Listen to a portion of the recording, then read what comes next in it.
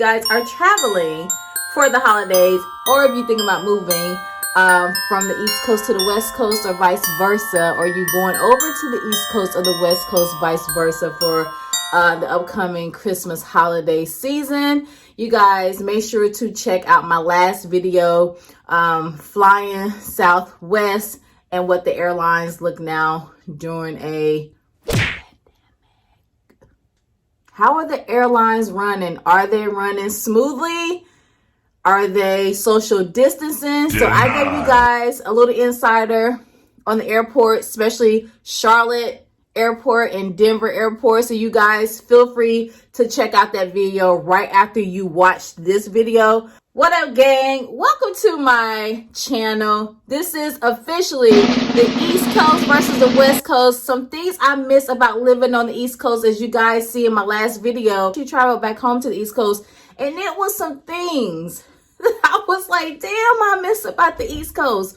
But then once I got back over to the West, I was like, it's good to be home again. So if you guys are thinking about moving from the East to the West or vice versa, and you want to know the big differences that I'm noticing now that I live out here, then keep on watching. All right, so let's first go ahead and start out by saying that I love both coasts. There are some differences that I've noticed since living on the West Coast, and I'm going to be breaking those down today with the topics of food, entertainment, places I truly miss on the East Coast now that I live on the West Coast, and the people as far as diversity and the culture. If you guys are definitely, thinking about moving to the East Coast from the West Coast, let me just tell you a few things that you guys will enjoy once you live on the East Coast.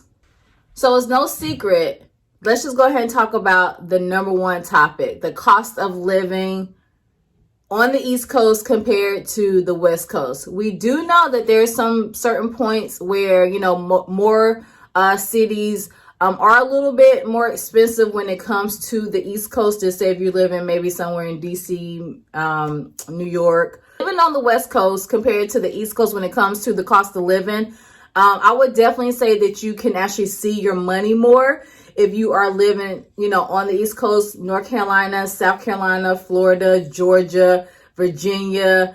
So I would give the East Coast 5 stars when it comes to living on the East Coast and actually seeing your money, because in North Carolina, the rent is still like $700-800, and that's not even in the hood. So cost of living would definitely be as far as more affordable when living on the East Coast. But when it comes to the West Coast cost of living, I would definitely say that the cost of living is a lot higher. You do get paid more on the West Coast. So you are able to, yes, probably afford a little bit more when it comes to the West Coast. But as far as like seeing your money and as far as not being rent poor, that's the one thing I can definitely appreciate with living on the East Coast.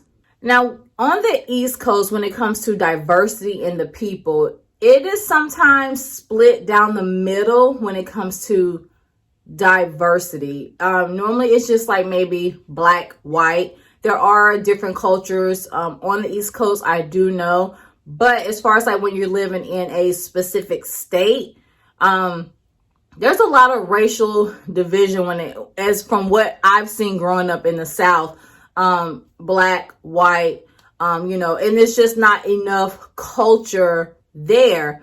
So living on the West Coast, I would definitely have to give it 5 stars when it comes to diversity. And that leads into the food, as far as like the diverse places to eat when it comes to living on the West Coast and all different types of cultures. And you just got a lot of different choices when it comes to the types of food that you can actually experience by living on the West Coast.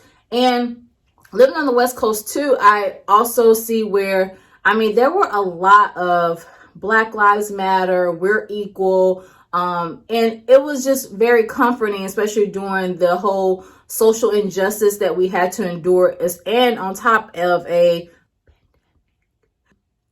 it was just comforting to know that I was surrounded by neighbors who actually cared. And as far as like, just not feeling like I'm that black girl in a neighborhood just filled with just one type of race.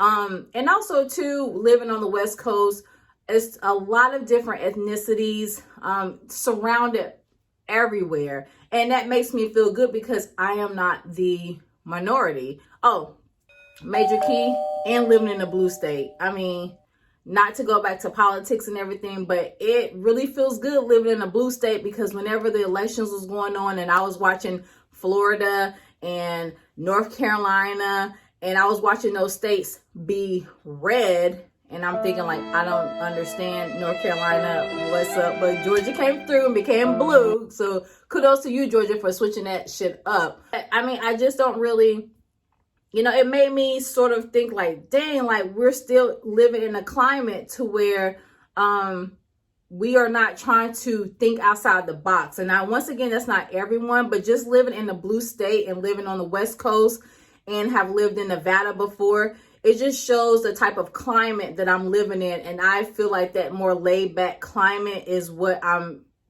gravitating to. All right, now going back to the food.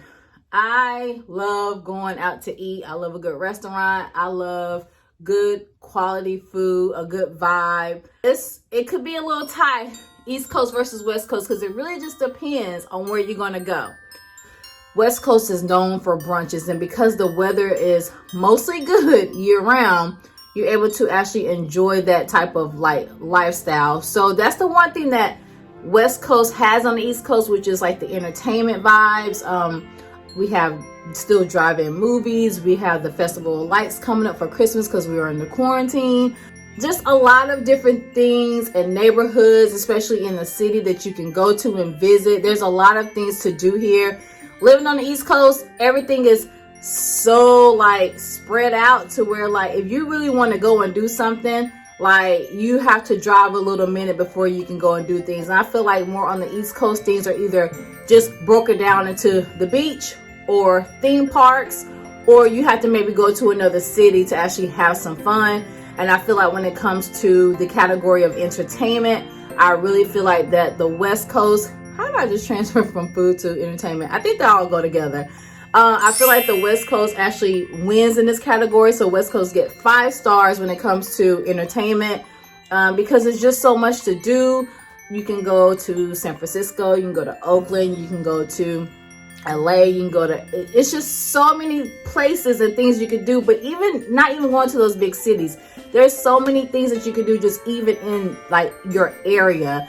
And that's one thing I do really appreciate about living on the West Coast. There's always things to do. So when it comes to entertainment, West Coast, you win with 5 stars. Now, I want you guys to check out my other Cali vlogs or Cali videos that I have on my channel right now. It is what $2,000 gets you a month. And if you are thinking about moving to the state of California in 2020 or in 2021, here's some things to expect.